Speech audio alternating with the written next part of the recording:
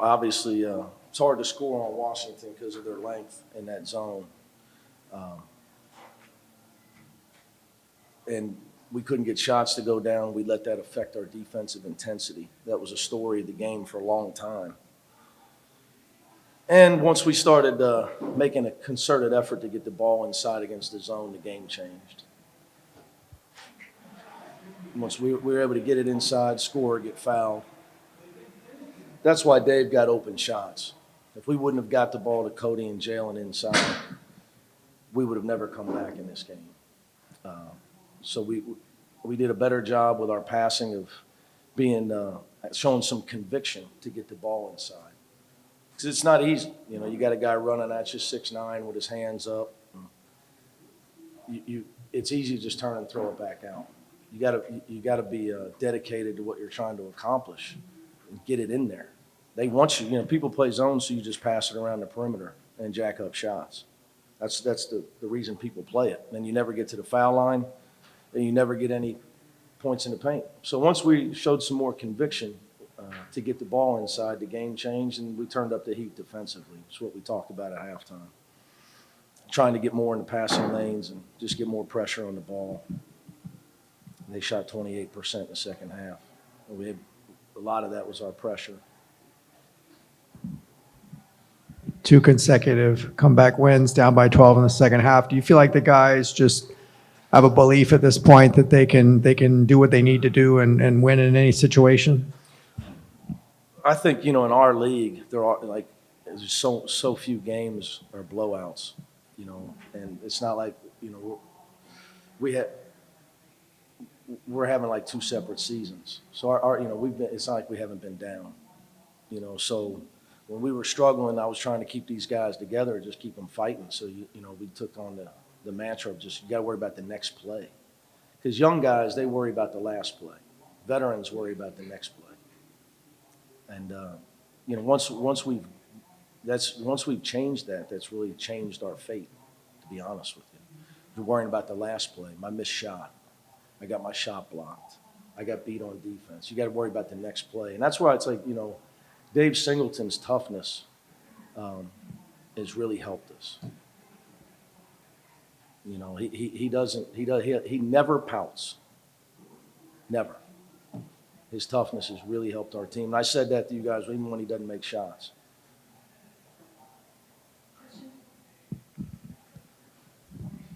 Coach, you've said you wanted this team to play a full 40 minutes, but you know, what does it say about them to come back when they're down like this and just keep fighting to the end?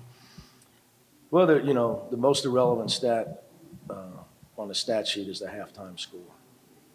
You know, when everybody's going out to eat after the game, the losing team, well, we had them at halftime.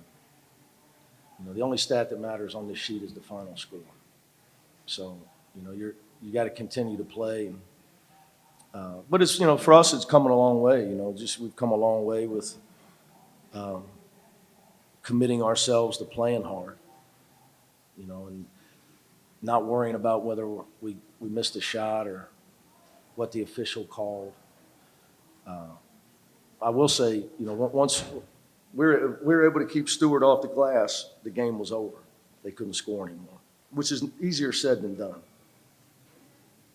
Keeping him off the glass is a tough chore. Tough chore. But again, I thought Cody and Jay, you know, getting those guys the ball inside changed the game. We made some adjustments at halftime and out of the timeout, trying to get the ball in there. Talked about our passing. We didn't have enough conviction. We look, it's not there, we throw it back out. So, but again, their defense is tough to play against. That's why they lead our league. It's unbelievable, their record, because they lead our league in field goal percentage defense, points allowed, block shots. It's unbelievable. So their defense, it's formidable. Do you know why Chris Smith got a technical? No, the flop rule, if it doesn't matter who the second flop on your team is, an automatic one-shot technical.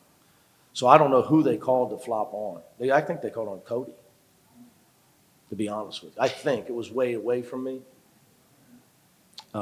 So it was the second flop that they called. It's not the officials' fault. They didn't put that rule in. I know everybody's out, what the heck, what are we doing? Why are we calling technicals on stuff like that? So it is what it is. You know, those guys are in a tough spot with that. Any other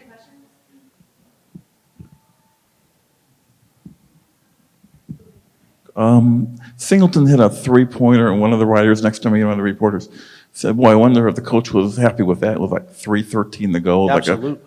Okay. Yeah, because there's a lot of game left. You know, until you get like to 1:30, we were only up 5, so it's a 2-possession game.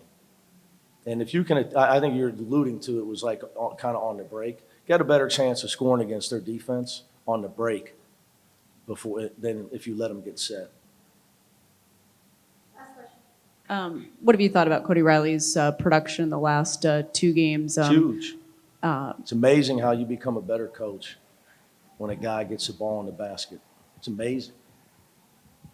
My text messages go way up. You know, but I think people, it's just hard. You know, I feel for guys this day and age in college basketball. I'll leave you guys with this. You know, 98% of these guys need time to develop, and everybody wants guys to be Zion Williamson. It's not realistic. You know, guys need time. Reggie Miller played 3 years here, just to pick a guy off the top of my head. You know, Don McClain played 4. I mean, you know, it takes guys time. I mean, 98% of guys, they need to be in college. You know, guys ask me about a certain player. Scouts, one of my best friends here today, he's asked me about a player on another team. I said, no, he's not ready, but you guys are going to take him. Then everybody will get down on him because he's 19 and he's not ready. And then hopefully he'll stick it out. And by the time he's 23, like Victor Oladipo did, after 2 teams gave up on him, he turned into a player. I mean, it's hard. And people judge these kids way too fast. They see them play a few times. If that would have happened at Cincinnati, I'd have never won. I promise you, because we never had freshmen like that. Just never had. There, the last 2 players of the year in that conference were guys that were developed over time. So, I mean, it's a shame because it's, you know, the kids feel it. They feel it when people get down on them. So I'm hard on them, but I'm a big protector of all of them. I think it's tough on all college players. It's unrealistic for 98%. There's only so many Lonzo Balls in the world. There just are. The rest of these guys need time to develop. It just is what it is. Thanks, guys. Thank you.